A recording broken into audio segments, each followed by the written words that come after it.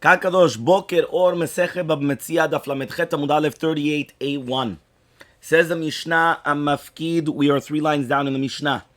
Hamafkid perot etzel chavero. If you're going to come and you're going to deposit fruits by your friend, afilu hen avudim, even if they're going to be avudim, which means that it's going to be destroyed through eating of, whether it's rats, if it gets destroyed, rotten, lo yigabahen, the shomer is not allowed to touch them. Meaning, he left you fruits, it's getting ruined, I'm sorry, you're not allowed to touch. Okay? Rashba Gomer, Rabbi Shimon says, Mochram bifnei bedin. No, you have to sell it in front of a bedin. And then what happens? Mipnei shu kemeshiv aveda labealim. Because when you sell it, it's like you're returning lost object to its owners. So therefore, sell it, but in front of the bedin. You can't sell it, under the table, because now people are going to suspect you sold it for a cheaper price. You did this, you did that, no. So okay, but sell it in front of a bedin. Okay, until here we're clear. So says the Gemara. My ta'ama, what is the reasoning of the Tanakama? Why is it that the Tanakama says that the shomer is not allowed to do anything, and therefore Mimela, since the shomer cannot do anything, he just lets it rot? What's the reasoning? Amar Rav Kahana says, Adam rotze bekav shelo mitisha kabim shel havero. A person by nature wants 1 kav of his own fruits, then 9 kavim of his friend's fruits, and therefore in his heart, he doesn't care, even though there's going to be 9 that's going to go, but he prefers thing and then coming and giving him something else. Okay? That is the first shita. So the first shita is a person by nature, and by the way, this is a lot of musar for us just to understand, but basically when a person comes and they toil over something, and they do something, they invest in something, they prefer in that even if it's going to be less than anything else. Okay? Very important. Next shita, Rav Nachman bar Yitzchak Amar, Chayshinan, Shema asan mafkid truma u'maaser al makom acher. There's another reason. You know why? I came right now and I left by Richard some fruits. I didn't tell Richard what they are. I just told him, watch over for me. Now maybe I made those fruits by Richard, trumot u'masrot, on the fruits that I have in my house. And then what happens is, I'm eating on smach, meaning on the basis that those fruits are trumot u'masrot. Now, if you're going to come and you're going to sell it, so now what's going to happen is that I don't have Trumot U'Masrot because you just sold it, and now the money is Kilu Chulin, right? Because the other guy's also eating it like normal food, so then it comes out that I'm eating food with untithed because of that. So because of such a gezerah, we're not allowed to sell it. Meitvei. So we're going to ask the following question. Hamafkid perot etzel chavero, you're going to be mafkid perot by your friend, and you're not allowed to touch it. Ulefichach, and therefore balabayit oseh otan truma maaser al makom acher. Here, the Braita is mefurash coming and asking against Rav Nachman that if you're going to be mafkid perot by your friend, the shomer should not touch them. So since he's not allowed to touch them, that's why the balabayit can make them truma maaser al makom acher, and he's not going to be choshesh. So Bishmal Rav Kahana, I understand that it's going to be good according to Rav Kahana. Hainu dichtiv, that's why Hainu ditani, that's why it's written lefichach. Meaning, since right now you're not allowed to come and you're not allowed to sell it, therefore, that's lefichach. Therefore, the balabai can make it into turumot masrot. But according to Rav Nachman bar Yitzchak, that the reason why it's asur for the balabai to do it is because of this. So what is lefichach then? It's not lefichach. That is the reason. It's not therefore, it's something completely different. So answers the Gemara, Hachi Kamar. You're right. This is what it means to say. Hachi Kamar. Hashta damu Rabbana lo nezaben. Now that the rabbi said, you're not allowed to sell it, Techayshina, that we're going to suspect that he made it into Trumot U'Masrot, Lefichach, therefore, Balabait oseh otan Truma Maser al makom acher. Therefore, meaning, now that the rabbis just said, okay, which means now that the rabbis just came and they said you're not allowed to sell it, even if they're going to go to waste. Why? Because we suspect. Meaning you had to add in the words because we're suspecting, right, of this. And therefore, since you're suspecting that this is what's going to happen, so therefore the balabai could actually make it Trumot Maaser on somewhere else because of this suspicion. Which means the chashash, the balabai is going to make it in Trumot Maaserot, even if it's permitted to come in to sell it. Just, the guy's going to do it by accident or whatever it is. So the Chachamim came and they instituted that, you know what? It's always a sur.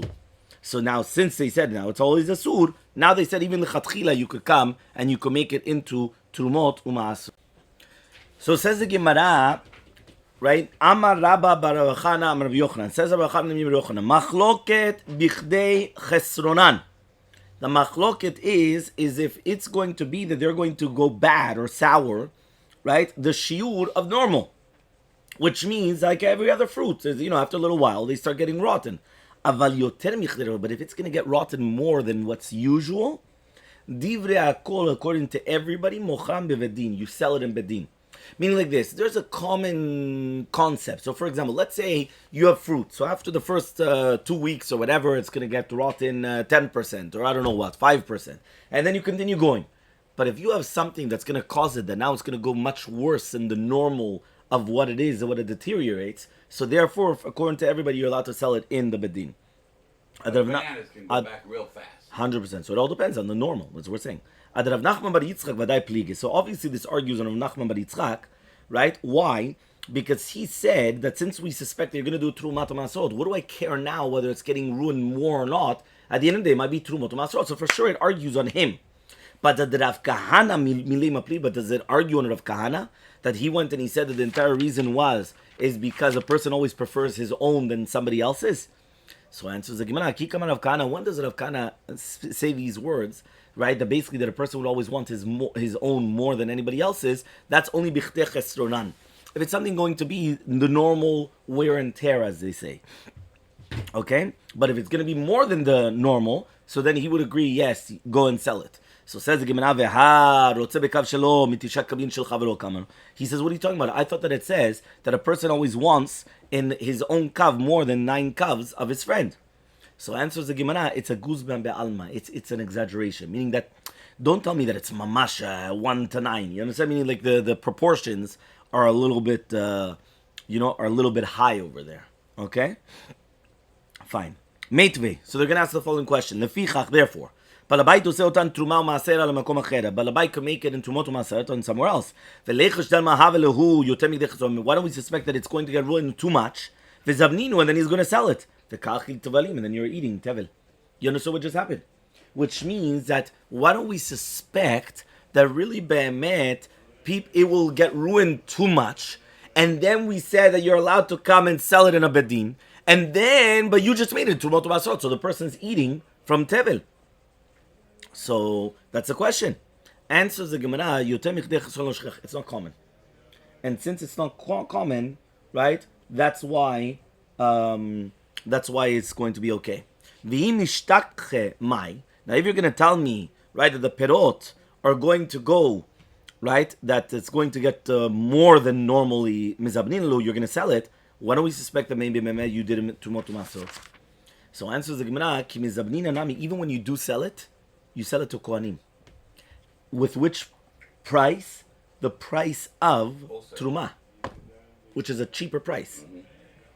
Okay? Ulav Nachman bar Yitzchak nami, and also Ulav Nachman bar Yitzchak also. So the same thing. Why don't you just sell it to kohanim, right, with a cheaper price? Because again, if you're selling it as truma price, that means it's obviously going to be like a cheaper price. So answers the Gemara, this is the machlok between Rabbi and Chana, savar yotem ikdei chesronan lo shchiach bide. It's usually never common that it's going to get ruined so badly. And therefore, now, if it is going to happen that it's going to, it's only going to be after a very, very long period of time. And therefore, right, he says, if he did make it in another place, he for sure did it before it got ruined. Therefore, when it's already bad, you could actually come and sell it to the kohanim with the value of truma, right? Even without getting the normal like wear and tear. Why? Because we're going to suspect that even if he did come and make it trumot masrot, but we're not going to suspect that maybe Mehmet he made it to trumot masrot only after it's going to become too bad. Meaning probably from the beginning he already did it that way. Rav Nachman bar Yitzchak holds, it is shchiach, it is common that it could become worse, meaning that it's going to deteriorate in such a fashion that it's more than normal. And sometimes it happens right away. You know what it is. Sometimes you have like one bad apple and all of a sudden it just ruins everything. That normally the wear and tear, but sometimes all you need one thing is getting rotten or moldy or whatever, and all of a sudden everything around it becomes moldy. right? And it just, it's like a machala nidbeket. It just, whoop, it just gets on everything else. So, if you're going to tell him to sell it, sometimes you're going to sell it. You don't know that he already sold it. And therefore he's eating tevel. Meaning, when exactly are you selling it? If right now it went and it got bad so quickly, you already sold it. Now, but the problem is, if you already sold it, now it doesn't help if he's making it tumot masrot, because he's making it on something that you already sold. Beforehand, we said you were making it tumot masrot, and by the time he needs to sell it, it's going to be so much later. You already did everything beforehand, so don't worry about it.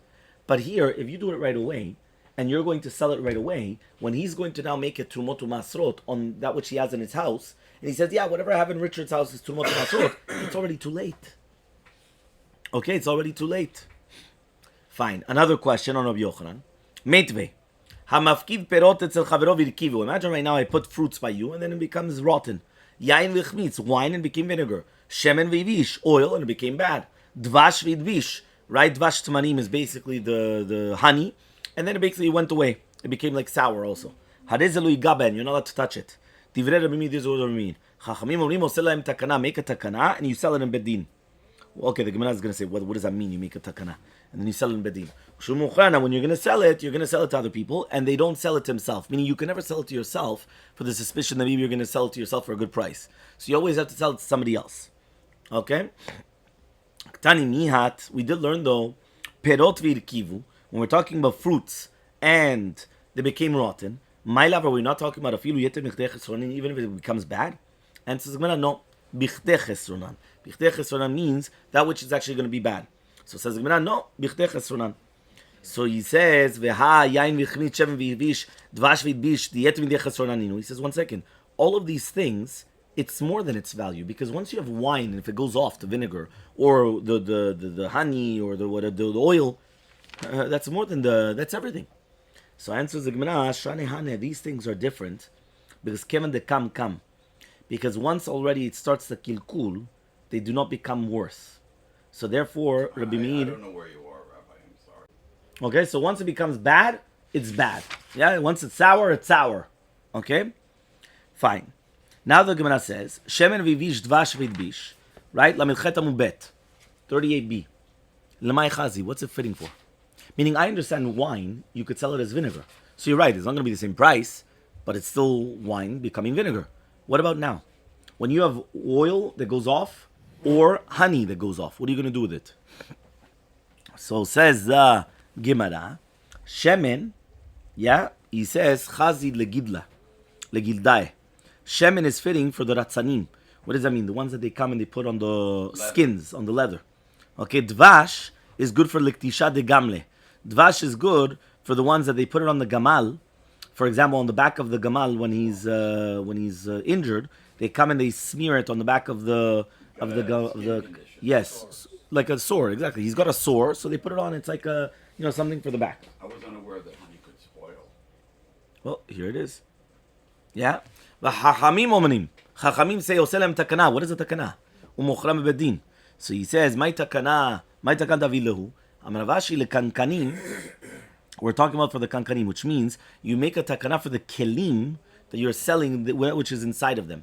That if right now you're going to have the chomer mekulkal inside of the kli itself also gets bad. Meaning sometimes it happens that if you have something bad, it's not only it goes bad, even the utensil, the receptacle that it's in, also goes bad with it. Okay? So therefore, he's saying here is that the shomer could make a takana for the kelim. That's like takana. Takana means you're making something to fix for the utensils also. So b'maika mipalge, what is a machloket?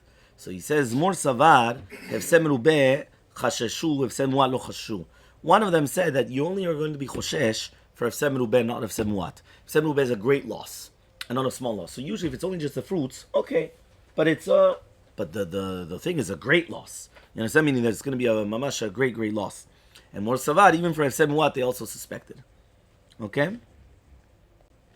The 2 dots on the Masechet Mubet, 2 dots on 38b. We are 2, 4, 6, 7 lines down. Rashbag Omer. Rabban Shimon Gamliel says, you have to sell it in Bedin. Why? Because it's considered like a Meshiva Vedah. You're giving back a lost object to the owners. So Idman, it was stated, Rabbi Abba Rabbi Yaakov says in the name of Rabbi Yochanan, the Lachaz like Rashbag. And Rava says in the name of Rav Nachman, the halacha is like hachamim, that you don't sell the fruits. So basically, do you sell the fruits or not sell the fruits? It's a machloket. And even in the halacha, it's a machloket. So v'hamar Rabbi Yochanan Chadazim, 1 second, but Rabbi Yochanan once said it. Tamar Rabbi Yochanan, כל מקום ששנו רשב"ג במשנתנו, לך כמותו חוץ מערב צידם ודברי האחרונה. Which means that whenever we have Rashbag in the Mishnah, in any Mishnah, the halacha is always like him, except for 3 different cases. Arev, Tzaidan, ודברי האחרונה. So therefore, why in the world would Rabbi Yochanan come and tell you that the halacha is like Rashbag? We know that already, right? Because this is that. Arev is the entire machloket, right, of the entire concept of being a guarantor. Tzaidan is a machloket to do with a get, which was given in the city of Tzaidan, okay? And the Raya Charona was a machloket to do with, okay, Chachamim, there was a whole thing on the Raya that they have to bring the Bedin, right? That's somebody that's going to be against them. So answers the Gemara, Amurai ninu alibad Rabbi Yochanan. It's a machloket Amuraim in Shitat Rabbi Yochanan, and therefore that's why he said mefurash that this is halacha like Rashbag. He had to say it mefurash. Okay, fine. So midrashbag, however, though from Rashbag, nishma, we're going to learn the moridin karov linichse shavui, right? Midrabanan.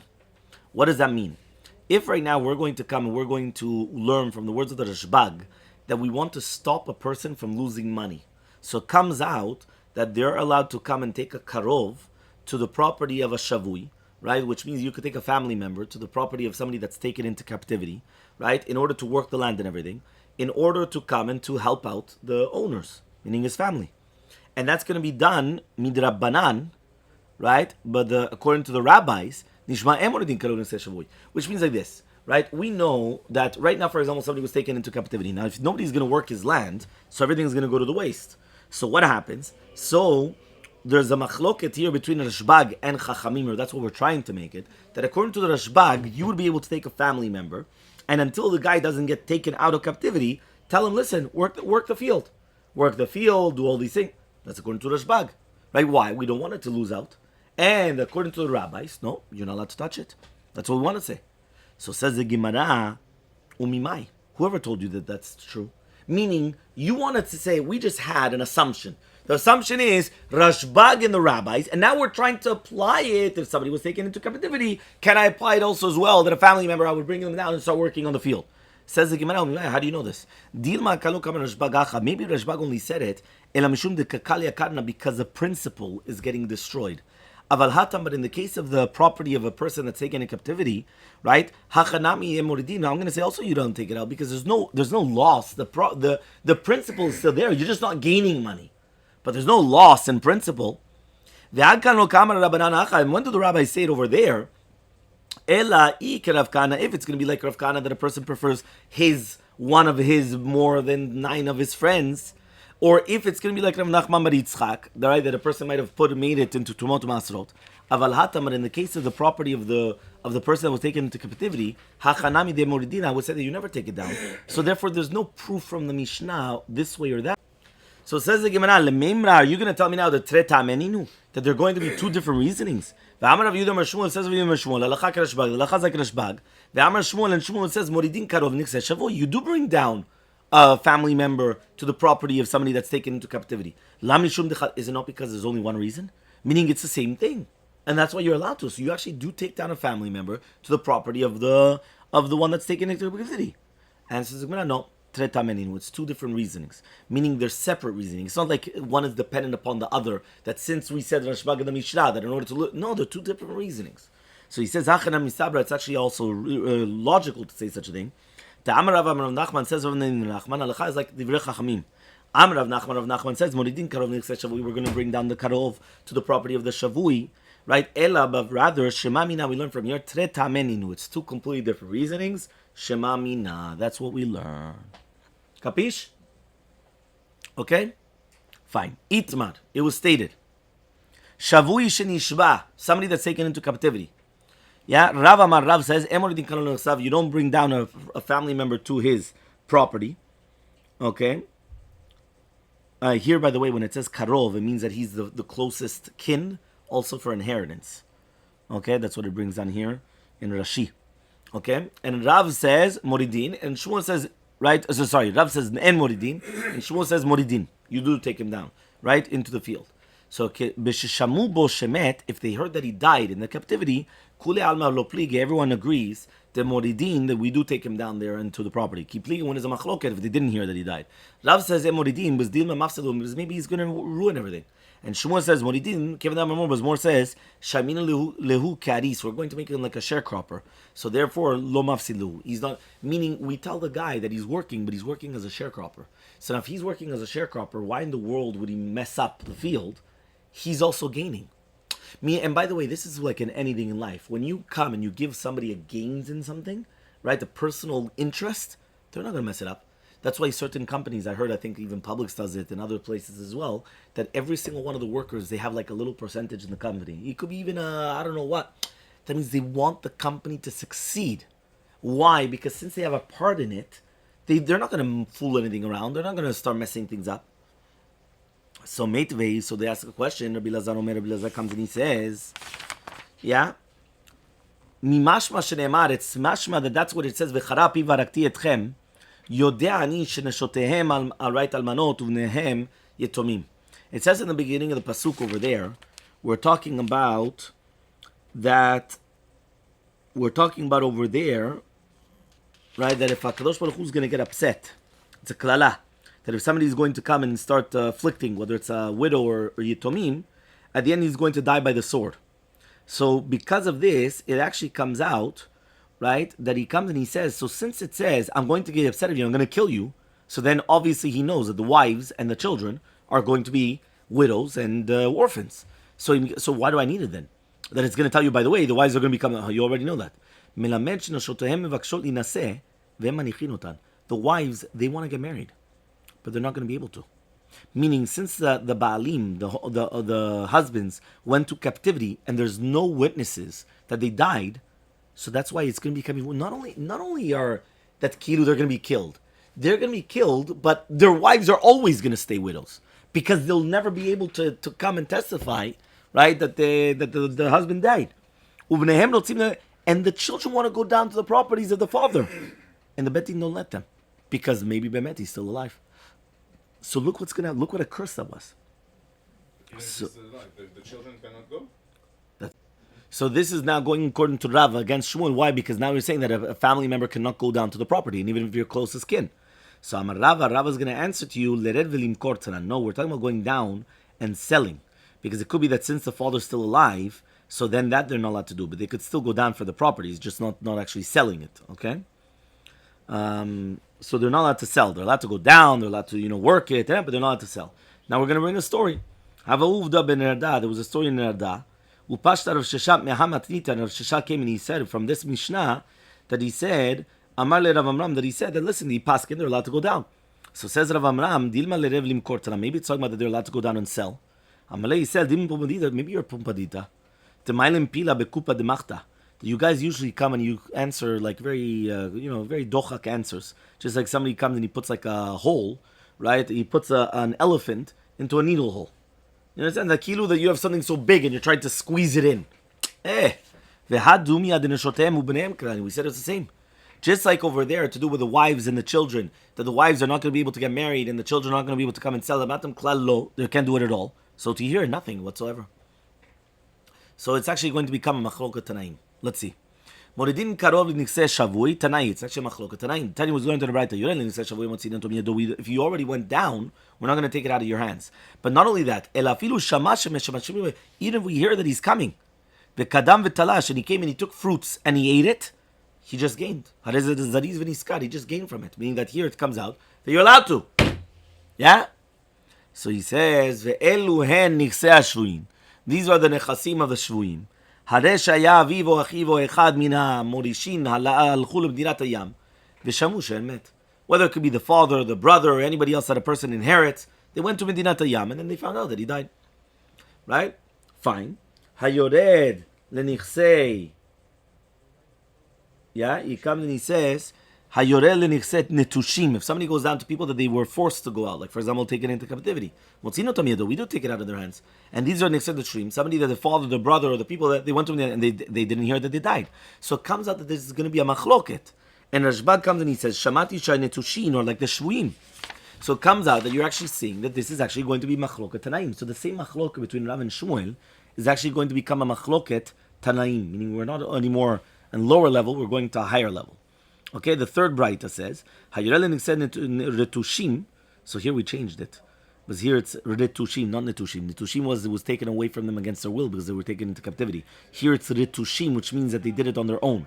According to everybody, Motzino Tabiyadu, you could take them out. What are the Nechasim Retushim? They just disappeared. They disappeared. It's not that they were taken into captivity. They disappeared. We don't know what happened to them. So it's much more that they just left on their own. So the Gemara is going to ask, what's the difference? Why in one place are you calling it nitushim, and one of them you're calling it ritushim? Like, what's the difference between them? Ritushim, with a resh. So he says, nitushim de balkurchan, right? It says over there that nitushim means that it was taken away from them against their will. As the pasuk says by Shemitah, that in the 7th year you have to leave it against your will. Afkata de malka, right? And therefore it's like the king, that's why you're leaving it. Retushim means that it's coming from Midatan, but it's written Em al banim rutasha. So if it's kilu that they did it on their own. So that's why the difference between them, and therefore obviously it's going to have different halachot as well.